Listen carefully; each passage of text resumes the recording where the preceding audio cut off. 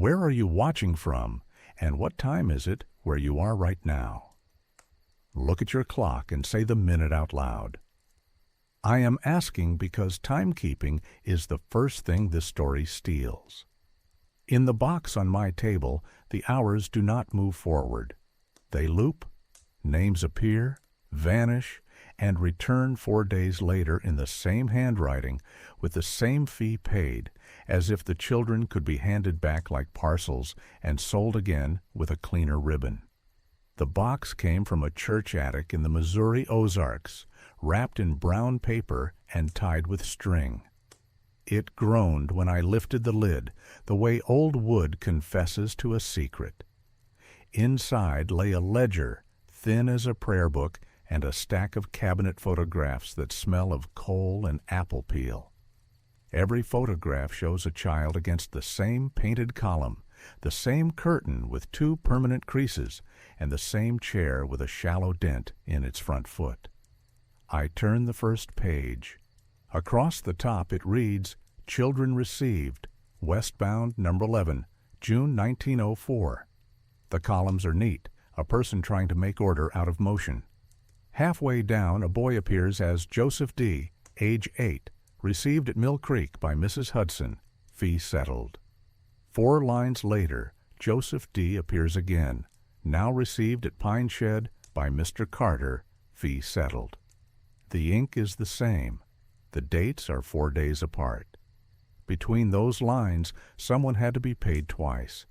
The photographs become dangerous once you look for patterns. 4 different names, 4 different coats, yet the same backboard scuff under the chair, the same tiny chip in the painted column. Boots leave dust in the same places as if the photographer wiped the floor with his sleeve and missed the same corner each time.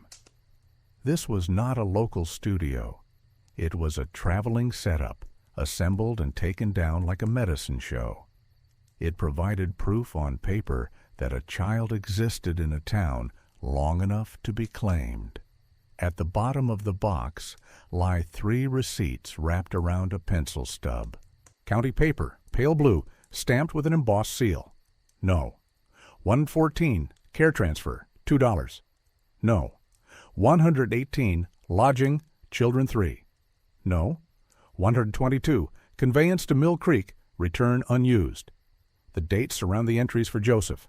Someone collected money to move the children, money to house them, and then money for a return that did not happen. In the ledger margin, a faint note repeats beside other names. Second claim paid. If you have worked a desk, you know the person who wrote this ledger. You can see his clean fingernails and the burn on his coat cuff where he leaned too near the stove. He believes he is doing good because pamphlets say so while praising donors by name. When the same boy appears in 2 towns in the same week, he does not strike through 1 entry.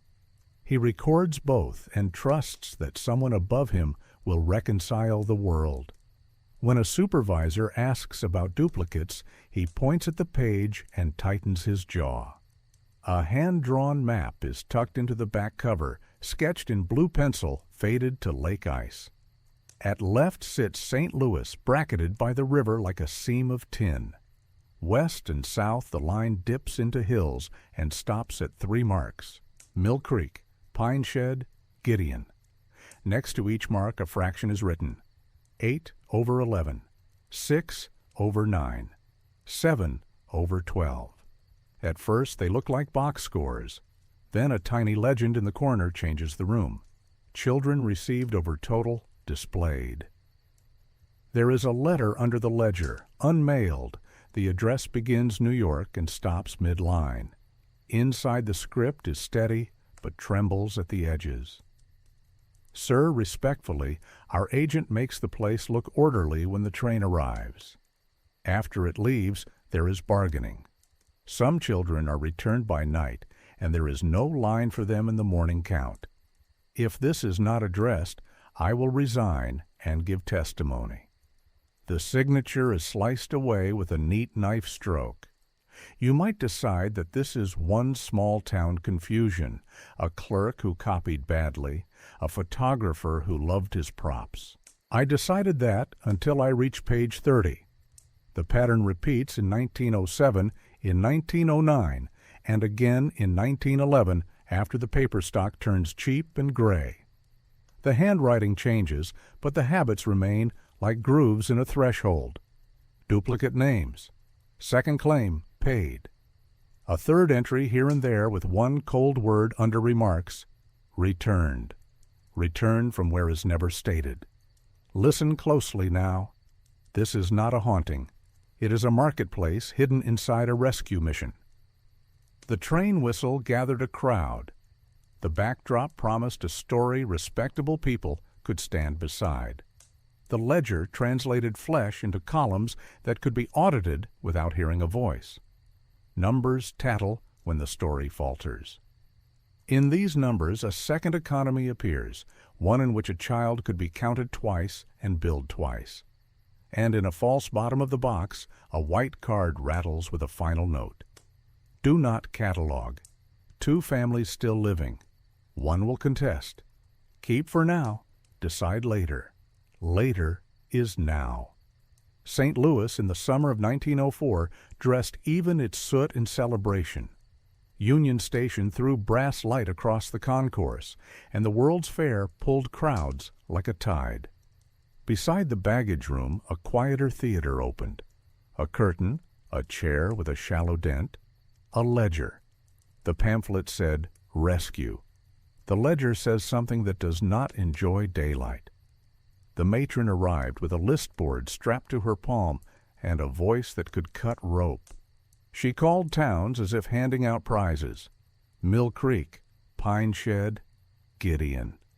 A child would step forward with a pinned tag, and she would touch a shoulder to test height and temperament. Boys wore coats a size too large. Girls wore collars that left scallops on the neck. All were told to keep their hands visible so the crowd could judge cleanliness without asking. The photographer built his set in 5 practiced motions. Muslin drop, painted column, chair turned so the dent faced the front, window shade lifted 1 inch, chalk mark for the shoes. He scarcely spoke. His assistant sold the view with a carnival polish. Come witness charity, ladies and gentlemen. See what your coins can accomplish. The exposure is quick, the result permanent. A woman named Mrs. Hudson made the first selection. Her husband, who sold seed and mowers, stood half a step behind her with a patient accountant's smile. The boy she chose wore Joseph on his chest and a different name on his trunk. The matron wrote a receipt. The assistant wrote a second and tucked it into his waistcoat as if it were a cough. The photographer raised his lens, and a birth seemed to occur on paper. The crowd approved of miracles that kept schedules. Near the great clock, a station agent named Ellis watched with a pencil behind his ear. He kept a private alphabet for trouble. Routine worried him more than chaos because routine has practice. He counted tickets twice, counted children 3 times, and when a child returned within a week, he marked a small triangle beside the day's number. By mid-month, his margin looked snowed upon by bird tracks. At noon, a ring of churchwomen arrived with baskets and a hymn. The song called the venture a harvest. Sandwiches were passed. Inspection was quieter. A deacon's wife asked a girl where her mother was. On a train behind us, the girl said, which was true the way a map is true. 1 week later, that mother would find no daughter on any platform, only a leaflet praising donors and a copy of the same photograph in a different house. Ellis noticed the liveryman who hauled the photographer's crate. The man's name was Noble, and he joked that the apparatus could manufacture sisters because the same light can make unrelated faces rhyme. He had carted the gear to 3 towns in 2 weeks and watched paired adoptions sold on the strength of a resemblance the curtain insisted upon. Siblings sell, he told Ellis, and laughed without smiling. Paper moved like water through the matron's hands.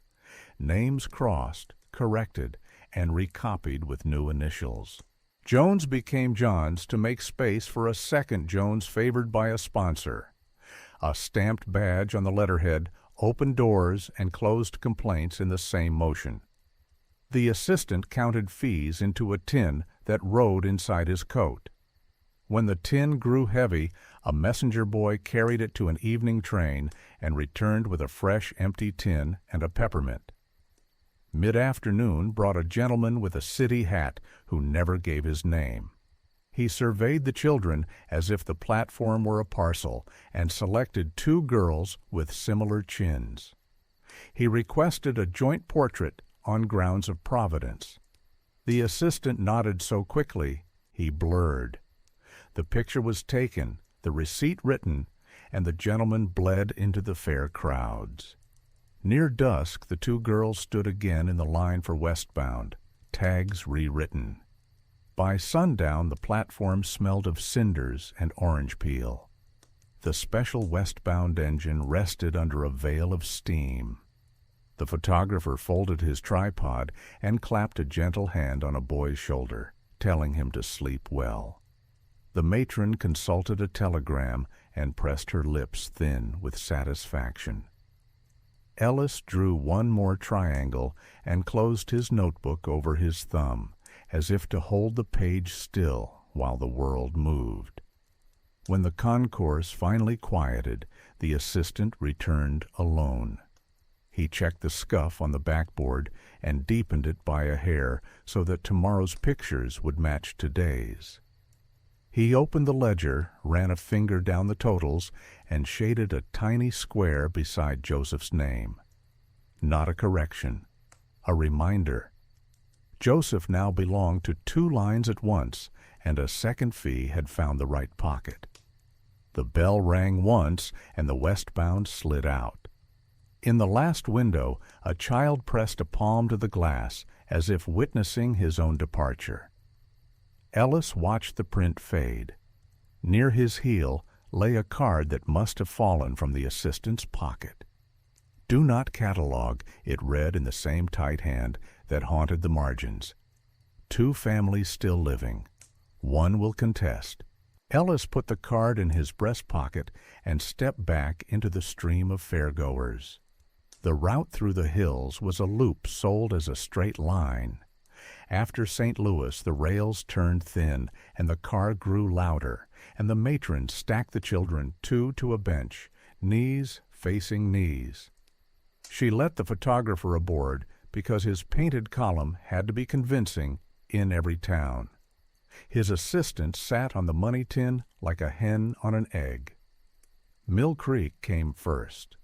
The town owned a feed store, a church whose paint stopped 1 board shy of complete, and a boarding house porch that slumped. The matron's telegram had arrived a day ahead, and a ring of worthies gathered. A justice of the peace counted heads. A schoolteacher lifted a boy's chin to inspect his teeth.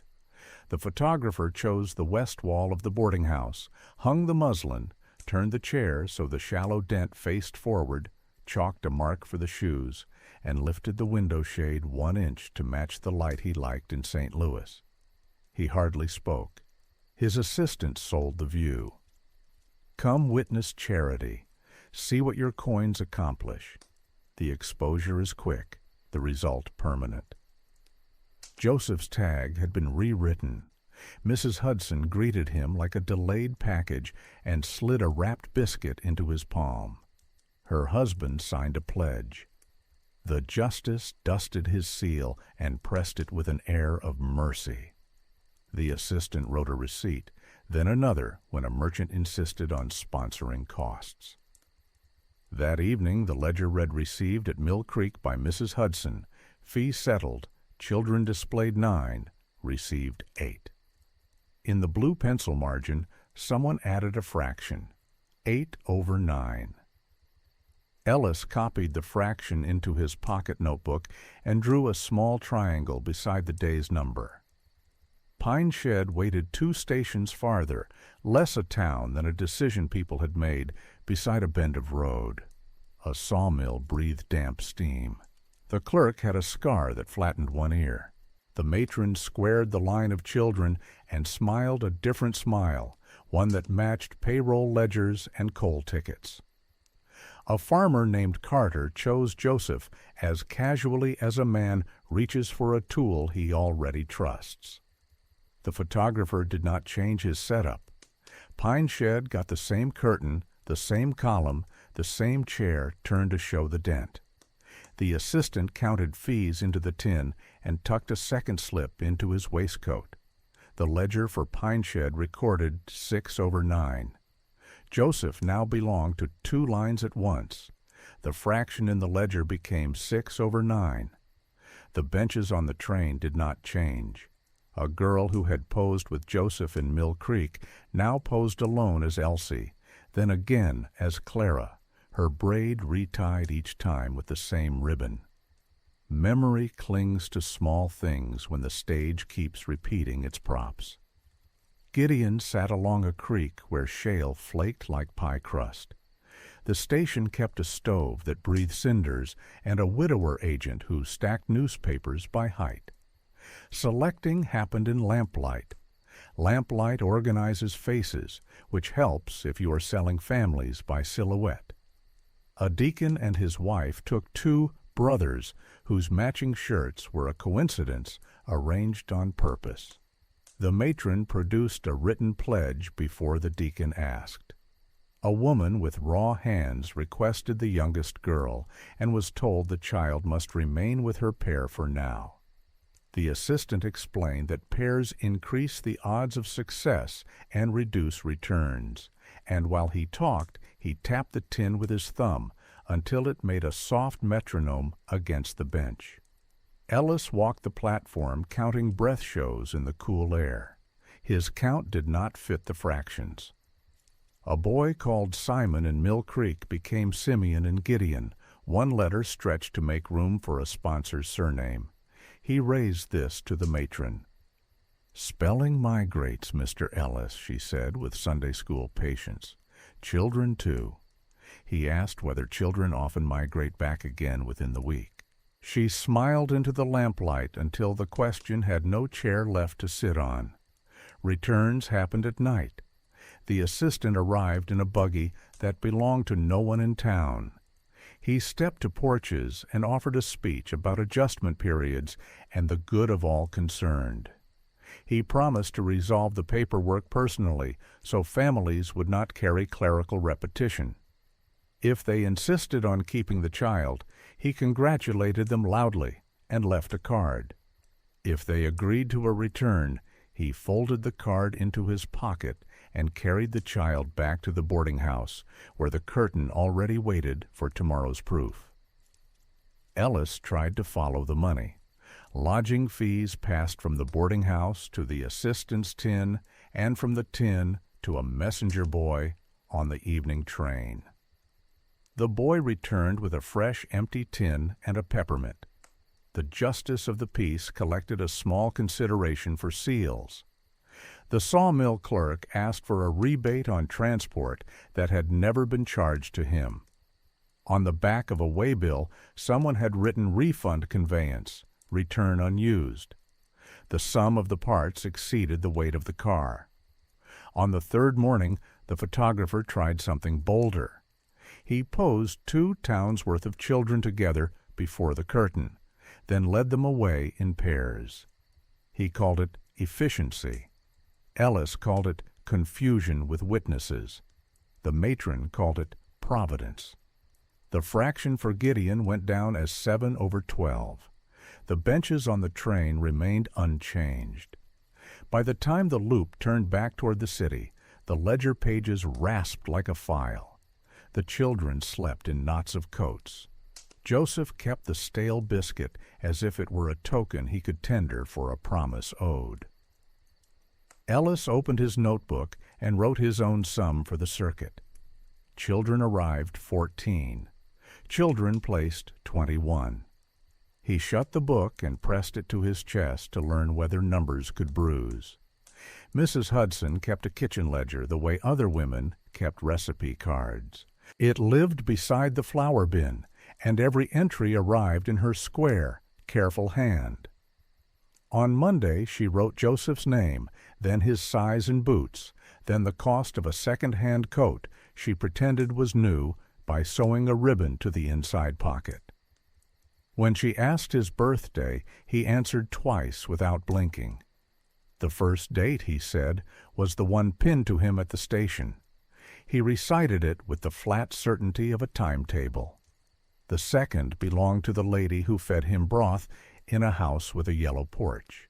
That one lived inside his mouth like a marble. Mrs. Hudson set the spoon down and looked at her ledger, then wrote both dates without choosing. Mr. Hudson ran the seed and mower store on Mill Creek's main street. He spoke little and noticed everything. When Joseph carried a broom along the aisles, the boy swept in straight lanes as if a chalk line had been snapped for him. The man recognized a traveling habit. He checked the receipt the matron had left and found attached to it a narrow slip in the same tight hand that haunted the margins of every page. Second claim paid. Sundays they took Joseph to church. The minister asked regarding baptism, and Mrs. Hudson said that would be proper when the boy had settled. The minister uncapped his pen for the card and his date of birth. Joseph quietly offered the station's date. Mrs. Hudson offered the second.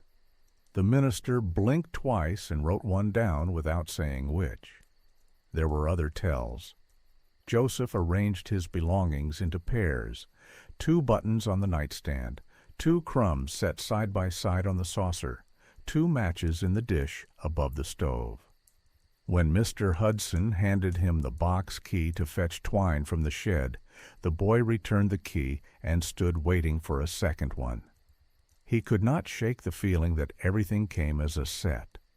A schoolteacher visited to register him for autumn. She asked for the spoken name and the name on paper. Joseph gave each with the gravity of a conductor collecting fares. The teacher pressed her lips into a thin line and left them a form. In the space for date of birth, she later found that both answers had been written and then blotted. Either date looked possible until you knew the other existed. In the seed store, the boy learned the aisle of nails by weight and the bins of peas by the sound they made when poured. He greeted certain customers as if he had already met their versions in a different town. A farmer from Pine Shed came in for a belt and nodded at Joseph with the certainty of a man recognizing a tool he recently used. "Good to see you again, son." The farmer blinked, corrected himself, and paid in cash without small talk. A letter arrived from the society congratulating the Hudsons for their generosity. It referred to a different last name for the child and thanked them for accepting a share of transport. A line at the bottom requested the return of a borrowed blanket at their convenience. The blanket on Joseph's bed had a stitched initial that did not belong to any Hudson. Mrs. Hudson unpicked it at the window, one thread at a time, until her eyes watered. That evening the assistant came in on a borrowed buggy. He removed his hat and stood in the doorway with a smile that had measured itself in a mirror. "Settling can be an untidy season," he said, "and some dates move with children like rain moves with a cloud. If paperwork troubles you, I can align the entries so the record will go down smooth." He patted the pocket where the tin usually rode. The pocket lay flat. Mr. Hudson offered him a chair and placed the slip from the matron's ledger on the table. Second claim paid, he read aloud, as if testing whether the words would crack a tooth. The assistant did not look at the slip. He praised Hudson for making charity ordinary and asked whether Joseph had found work habits. The man showed him the boy's neat broom lanes. The assistant said excellent and left without touching the slip. After the door closed, Joseph asked which birthday they planned to keep. Mrs. Hudson answered that a household may host 2 calendars for a while. The seed store ran on planting time. The ledger ran on due dates. The church ran on Sundays, and the long breath between them. Joseph considered this and asked whether 2 calendars might mean 2 cakes. He did not smile. He was appraising futures like a clerk. At night he spoke in his sleep in the voice children use to repeat instructions. Stand here, hands visible, name clear. He practiced 2 names like 2 steps in a dance and woke without remembering the tune. Mrs. Hudson touched his shoulder and told him he could use either until one felt like skin. The clock ticked to say the choice could wait, and the house held still around the waiting. Ellis did not think of himself as brave.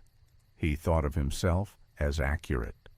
A station agent lives by reconciliations, by the small religion of making numbers equal faces before the door slides shut.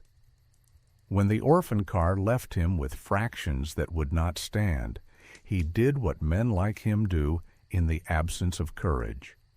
He started keeping 2 books. The first belonged to the railroad, columns already named by someone far away. Date, train, consignment. The second lived under his blotter, cut from the backs of unused telegrams. In it he wrote only what he had witnessed. A child returned at night, a tin that left heavy and came back light, a buggy that never stabled at the public barn. No guesses. Guesses rot a record from the inside. Receipts were his starting place because receipts lie politely. The boarding house keeper kept duplicates in a drawer under the lamp, each numbered and stamped as if the county had blessed the pillow. On Tuesday, she produced number 114, lodging, children 3. On Thursday, after the same 3 slept in the same room, she produced number 114 again. When Ellis asked whether she had miscounted, she smiled and said, ink was dear and numbers reusable if you kept your clients agreeable. Her register balanced because her numbers knew how to repeat without blushing. The liveryman Noble supplied the second corner of the puzzle. He rented a bay horse to the assistant more nights than a man should ride for charity. Noble signed chit after chit for conveyance to Mill Creek, return unused, a phrase that made Ellis's teeth ache when he read it aloud. A return unused is a trip paid for so a different line can claim the movement. Half the time the assistant paid cash and called the slips a courtesy to the books. The other half he offered receipts in the same tight hand that haunted every ledger margin Ellis had begun to fear. The third corner was the photographer's crate, a coffin of varnished wood with brass corners that shone like good intentions. By day, it went from platform to wagon to boarding house. By night it traveled to the courthouse back room where the justice of the peace kept a stove and a habit of staying late. Ellis learned this because the courthouse cat came back smelling of the lemon oil the photographer used to keep his shutter from sticking. Charity leaves traces on fur. In that back room Ellis saw once the cash box. He did not open it. He did not even touch it. He saw it when the justice stepped out to spit, and the assistant forgot to draw the curtain. It was not a banker's safe, but a biscuit tin with painted tulips, and the sight of it angered him in a way that surprised him. Money for mercy should not look like a child's toy. Papers next to the tin were not court forms. They were private reconciliations in the tight hand. Refund to sponsor upon return. Transport charged twice, credit once. Pairing bonus applied where likeness obtained. The phrase pairing bonus hit Ellis like a thrown bottle. He had watched the assistant sell matched children as if Providence had braided their chins. Now the price had a name. Make them look alike, and a purse opens an inch wider. He followed the trail to Union Station by way of the messenger boy. The boy wore boots he would grow into and a cap with an old parade button on the brim. After the evening westbound, he took the tin east and returned with an identical tin that rang empty. On a pretext, Ellis sent him with an envelope to be stamped. The boy carried it to a second-floor office above a milliner. The sign on the door read, Ladies' Aid, Outcomes Committee. Inside, a clerk thanked donors out loud while she wrote. On the wall hung a neat chart, outcomes by parish, percentages lined like hymns. The clerk said the work prospered because the process was standardized. Standardized is a word that makes thieves feel like engineers. A drawer stood ajar. Ellis saw a stack of receipt books all open to the same number. Reusable, like the boarding house woman's. He understood then that the lying was systemic, the way a river is not one stream, but many. Each town played its part. The boarding house sold shelter twice. The livery sold motion that never happened. The courthouse sold legitimacy by lamplight. The committee downtown sold the feeling that everything added up. Back in Gideon, he tightened his private notebook into a slim bar and slid it into his coat lining so his heartbeat could remind the paper to be brave on his behalf. That night he walked to the Hudson's porch and asked after the boy with 2 birthdays. Mr. Hudson set a narrow slip on the table in the lantern light. Second claim paid, it read in the tight hand. Ellis copied the letters and underlined paid until the paper bruised.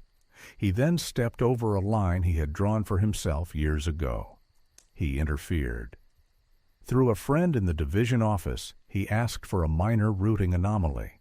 A car misnumbered, a turntable held half a day for a maintenance inspection that did not require inspection.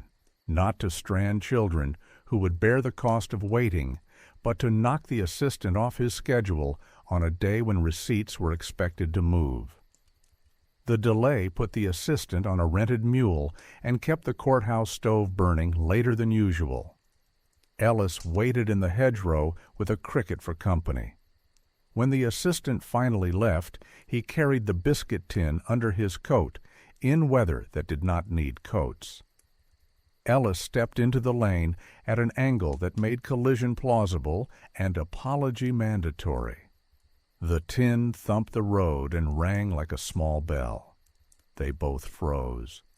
Ellis picked it up without opening it and brushed dust from the painted tulips. He handed it back the way a father returns a toy he wishes had never been bought. The assistant smiled with only half his mouth and said charity must sometimes carry odd burdens. Ellis replied that charity should not rattle. The man passed, slower now, and did not look back. At his desk, the agent wrote one clean sentence into the second book. Hidden fund confirmed by ear. Conveyance chits reused. Receipt numbers duplicated at source. Pairing bonus documented. He closed the paper, placed his palm over it, and sat very still until the last train of the night blew once and the town exhaled along with it. The contractor photographer called himself a documentarian, a word that makes commerce sound like history. He worked on a per-proof basis, paid not for artistry, but for evidence that could be pasted into a ledger and mailed to a donor with a ribbon of thanks. His apparatus fit into a crate with brass corners, and his habits fit into tighter corners still. He did not pose children for remembrance. He arranged them for repeatability. He chose a lens whose coating carried a hair-thin scratch at the 9 o'clock edge. It made a crescent ghost in the upper left of every negative if the light came straight, and a faint bruise if the light was kind. He preferred the bruise. It hid inside the varnish like a signature.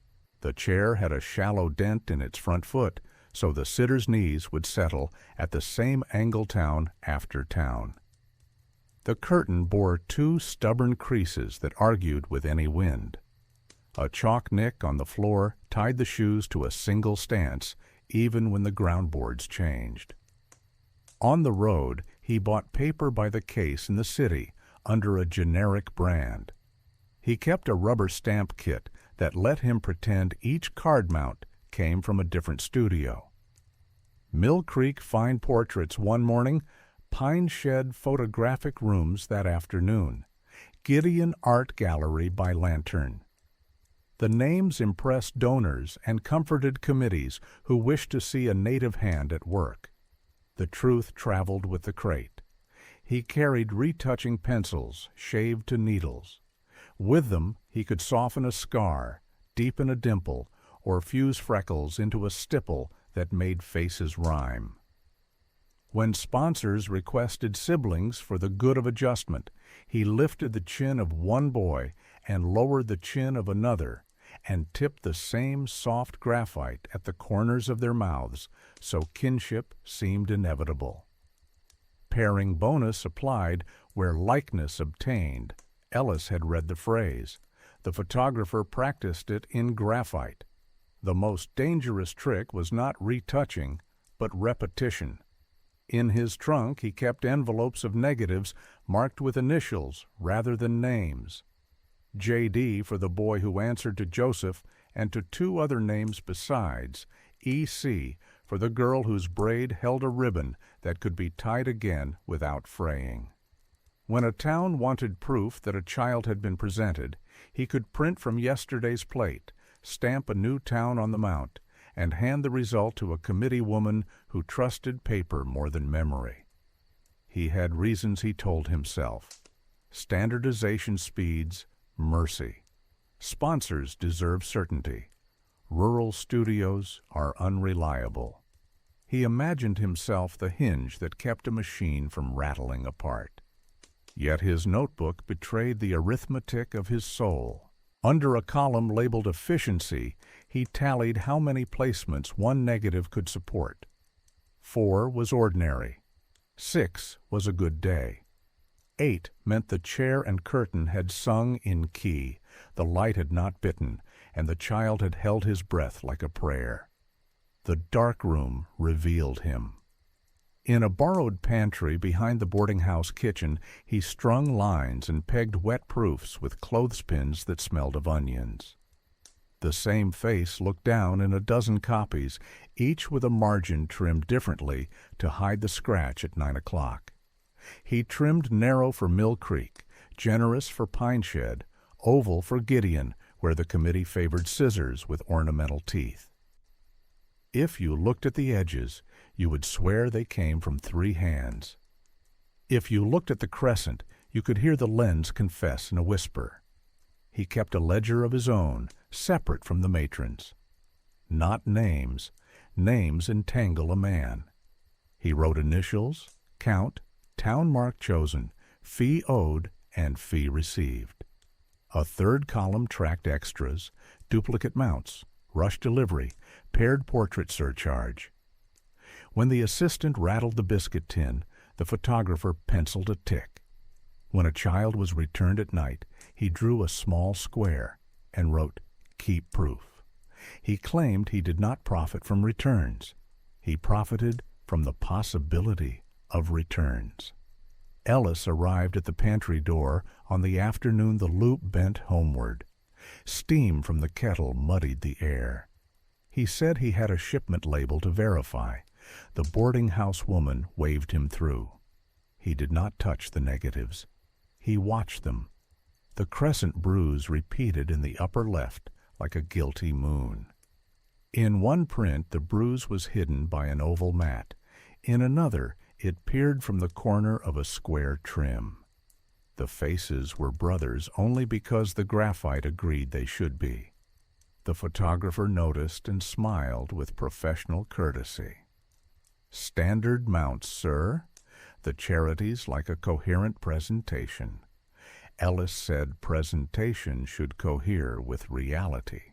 The retoucher shrugged as a man does when philosophy threatens to slow his day. "We are making a record people can keep," he said. Accuracy is the enemy of durability when people are involved. Ellis stored the sentence the way a man lifts a shard and sets it aside for later. On the table lay the rubber stamps. He pressed one to his thumb. The ink smelled of wintergreen because someone had mixed the pad with oil to keep it from drying.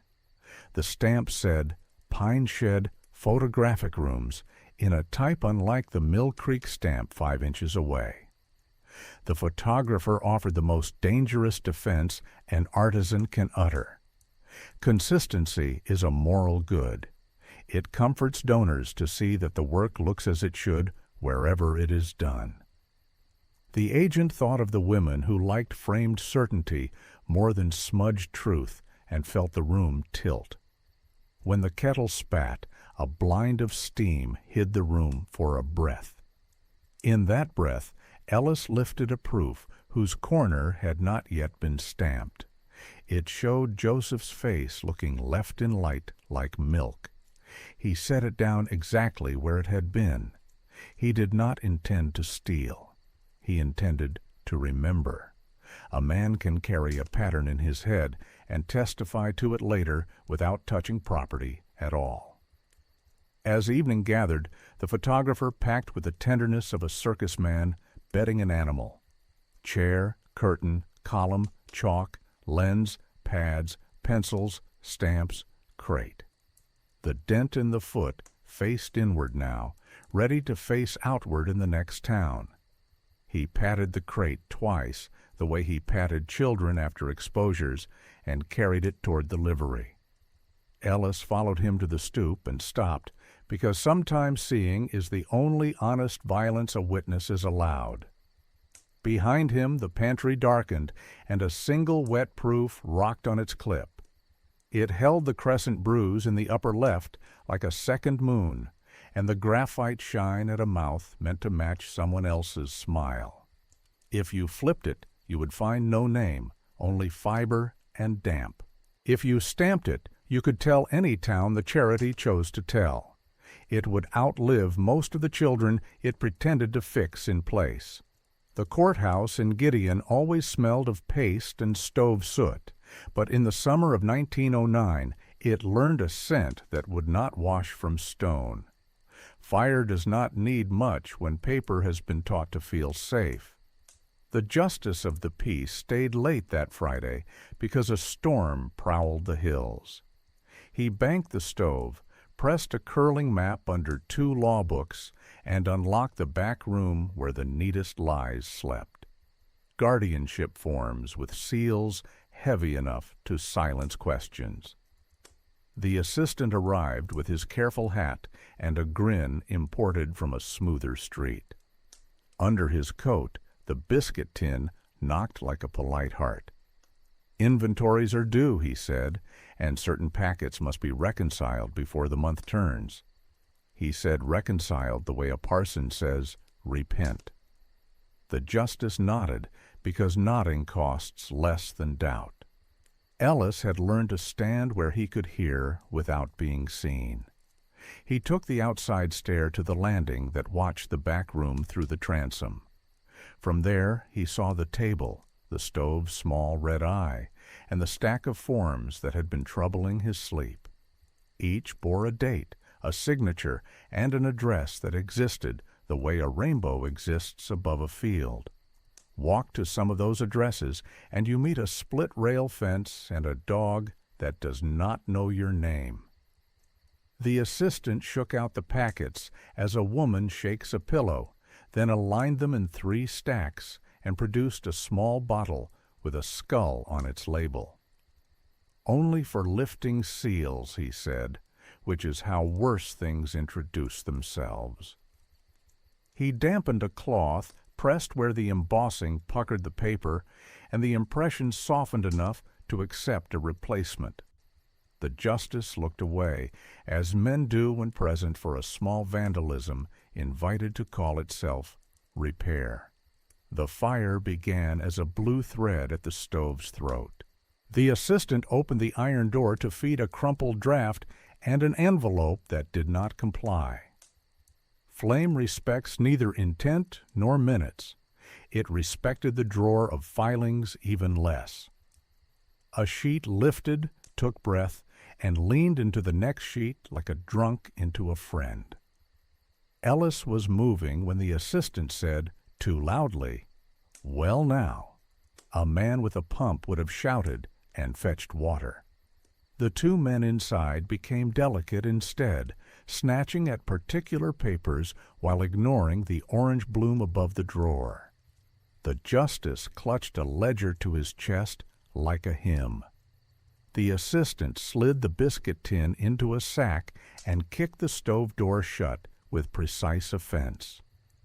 Ellis hit the door with his shoulder, which fed the flame fresh air and made it roar like a train entering a cut. Buckets came. The boarding-house woman screamed that the block would go if the rain did not help. The storm finally earned its keep and threw a sheet across the roof heavy enough to bully the blaze inward. The courthouse did not burn down. It burned inside itself. When the hissing ended, every iron thing sweated black, and the room wore a skin of steam. Coughing, the justice tried to make a record from memory, but fire eats memory's edges first. Guardianship Packet K preserved, he wrote, and it was not. Packet H intact, he wrote, and under the table its ribbon had charcoaled into a brittle spring. The assistant said duplicates, thank Providence, existed in the city, and the work could continue. He smiled at Ellis as if shared crisis made colleagues. Ellis did not answer. He knelt and pinched ash from a welted form. The ash left the county crest reversed on his thumb, a tiny seal perfect as a counterfeit coin. He pressed that thumb onto a scrap and slid it into his pocket. Sometimes a witness must steal from a fire to speak later with more than opinions. Morning brought inspection. County men in clean boots stepped around puddles and said "unfortunate" in 3 different keys. The justice showed what had survived. The assistant produced a list of items that, with regret, must be requested from the city archive. Requested sounded like grace extended downward. Nobody spoke the truest line. The most awkward forms had died quickly, and the least awkward had ridden out in a sack before the first bucket fell. Ellis asked one simple question because simple travels farther than accusation. Which guardians will we notify today so the children already placed can be reassured? The county men arranged their faces into sorrow and said a circular would be posted. A circular tells nobody in particular that something happened while doing nothing in particular about it. Outside, the boarding house counted curtains. The courthouse cat licked one paw brown.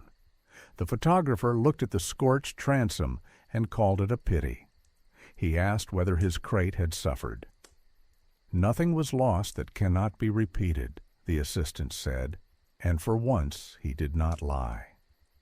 What did the fire change? On paper, little. The city committee kept duplicates for forms donors liked to see. The county could declare an act of God on parts it preferred not to explain. But the smell remained. It lived in Ellis's jacket and in the hair of boys who watched men carry pails of gray slush to the alley. Smell is testimony. It is hard to tell a man nothing burned when his clothes say otherwise. Ellis pressed the scraped seal mark into wax on a new page of his second book and drew a box around it. He wrote under it as a clerk writes under a photograph. County crest, reversed by fire. Packets H and K destroyed. Assistant removed materials prior to bucket line. Justice preserved ledger selectively. He closed the book and carried it to the Hudsons at dusk. At their table, he told them most of what he had seen and less of what he suspected. People can hold facts. They drown in conjecture. Mr. Hudson listened in silence. Mrs.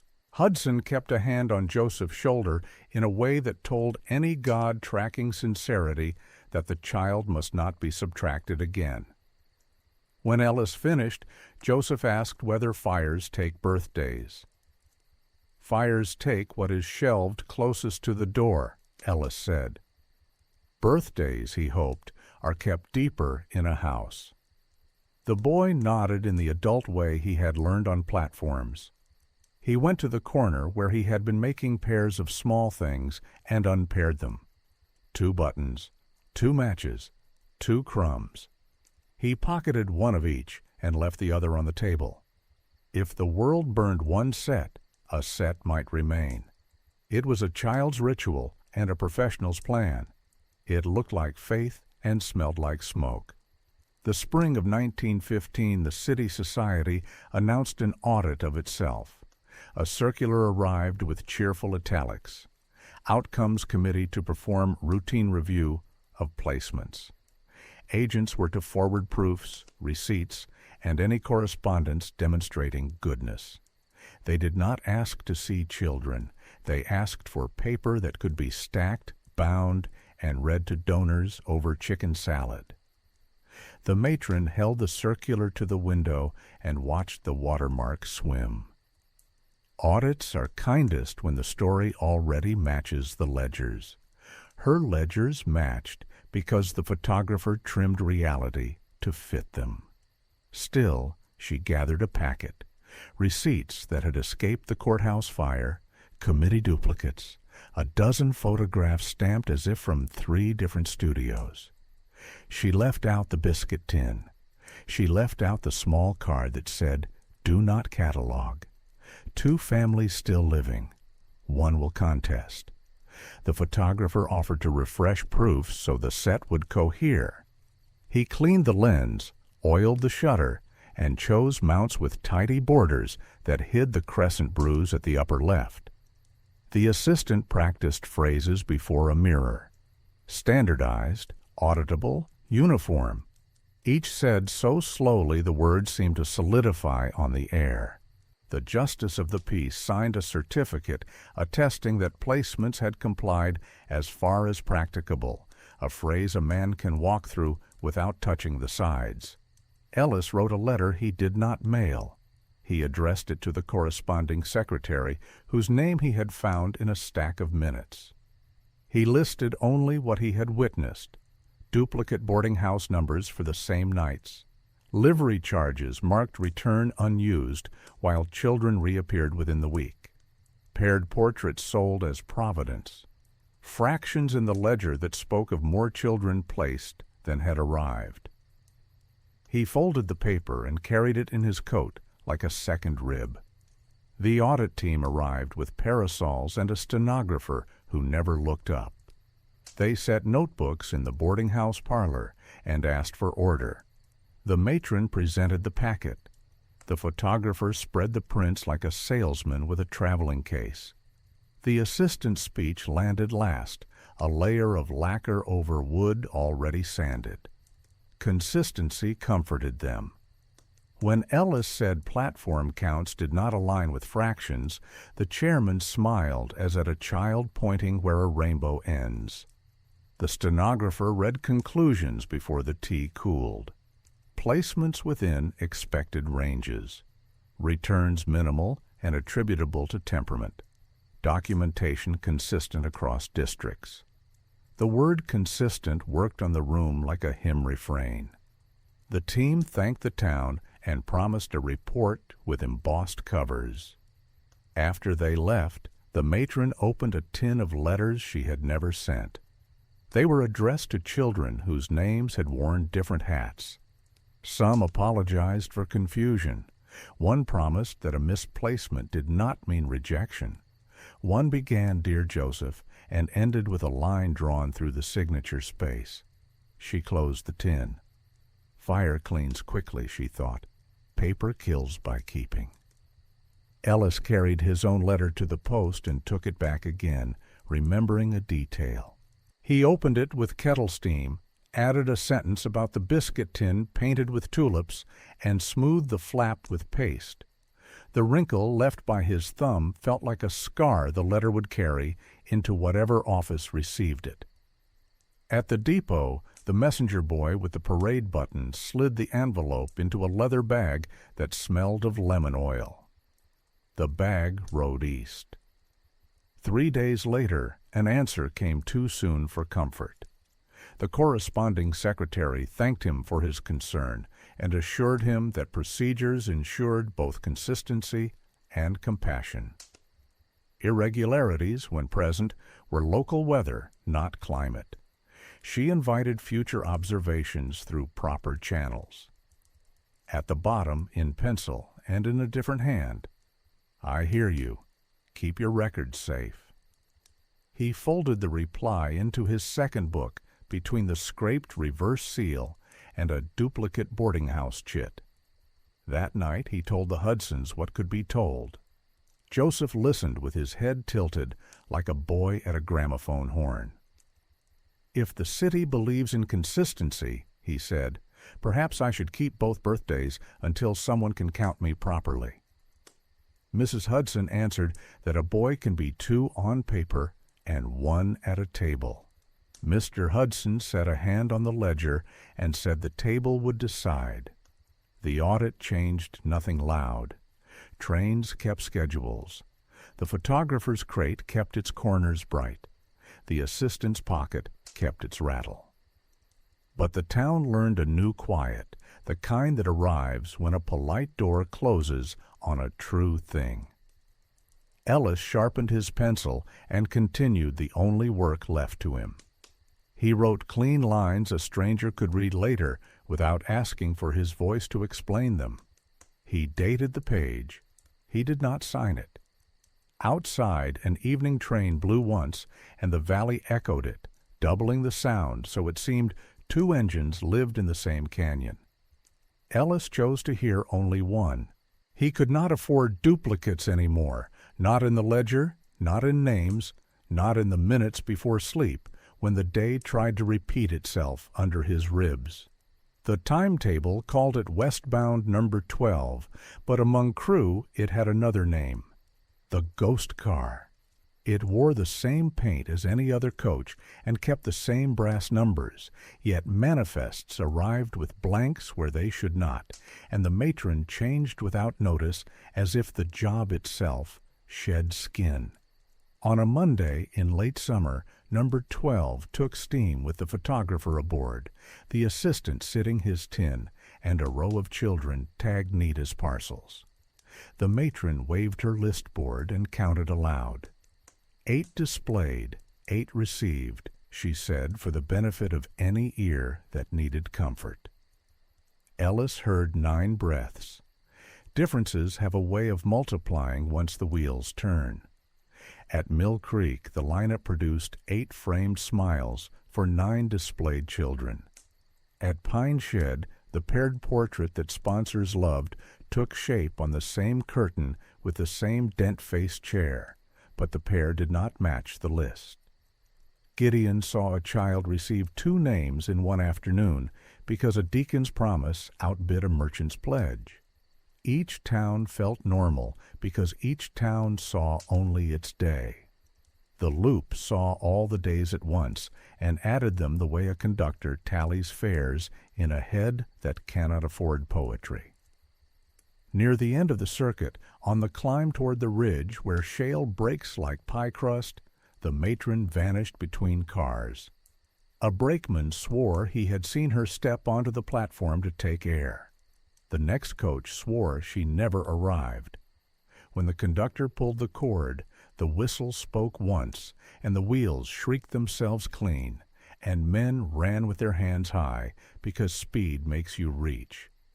The space between cars offered nothing but wind and grit, and the lesson that people can disappear in wide places without leaving a thread. For 20 minutes the train stood while the hills held their breath. Children watched through glass that showed them their own faces.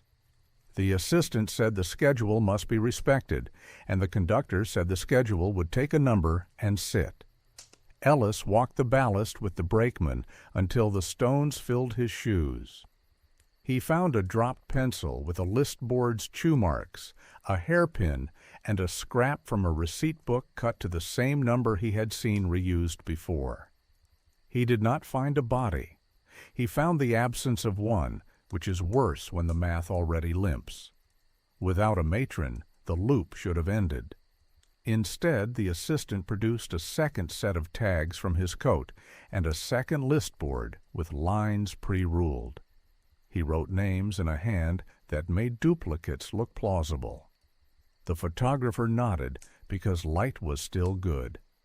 The conductor, who wanted a schedule as much as a conscience, agreed to proceed to the next stop, where a minister could be asked to witness.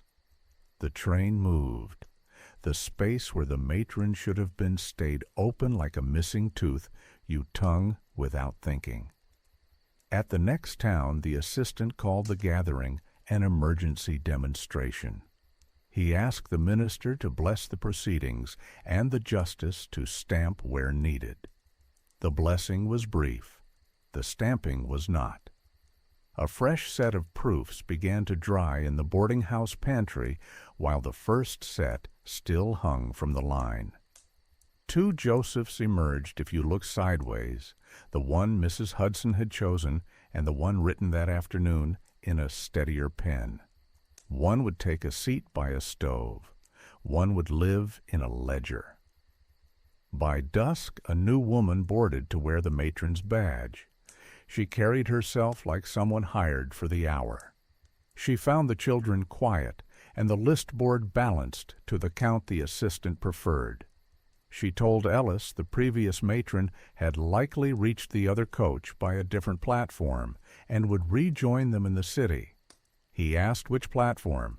She said the one that keeps things moving. When no, 12 glided into Union Station. 2 messengers waited. One took the biscuit tin east. One took the packet of proofs west, though West had already seen them. Ellis stood on the concourse and let the crowds recoil and then close around the little parade. Somewhere between Mill Creek and the city, a person had been subtracted cleanly. In her place, the paperwork had doubled. He wrote the smallest sentence he had ever trusted. A second consist exists. It runs on paper only, but it arrives on time. That night he walked to the river and listened to the water count past the pilings. Logs floated in pairs because the current arranged them so. He reached into his coat and touched his second book, where the reply in pencil lived. I hear you. Keep your records safe. He imagined the matron stepping from one car to another and finding only the distance between records. The river said nothing. It kept the schedule nobody made for it and carried its own ledger in flood marks on stone. In 1967, an archivist under fluorescent lights opened a shoebox with no return address. Inside lay the attic ledger, the blue-penciled map with its fractions, and photographs trimmed to hide the crescent bruise in the upper left. On top, a note in a steady hand. Keep the originals together. Make 2 copies. If anyone asks, read them out loud. E.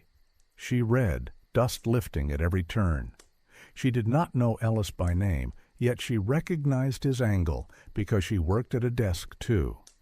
She logged duplicate boarding house numbers and the line pairing bonus applied where likeness obtained. Then she did what people who respect paper do. She copied the packet, placed one set in public access, and locked one where fire could not reach. She called the Hudson household because their address was written in full, not as a code. Mr. Hudson was gone, but Mrs. Hudson said the boy was a man now, with 2 birthdays and 1 life. He brought a photograph from a box that did not rattle. The mouth was his own, not shaded to match a brother. On the back, Mrs. Hudson had written 2 dates and drawn a 3rd line. The table decided. The last witness was a woman who had worn a matron's badge for 1 day in a town that smelled of shale. She admitted that counting was sometimes for show and that a second list board appeared when a train needed to arrive, righteous. She said righteous like a pebble. She asked whether the pages would be read in a room that mattered. The archivist promised the reading would happen whenever someone asked at the counter.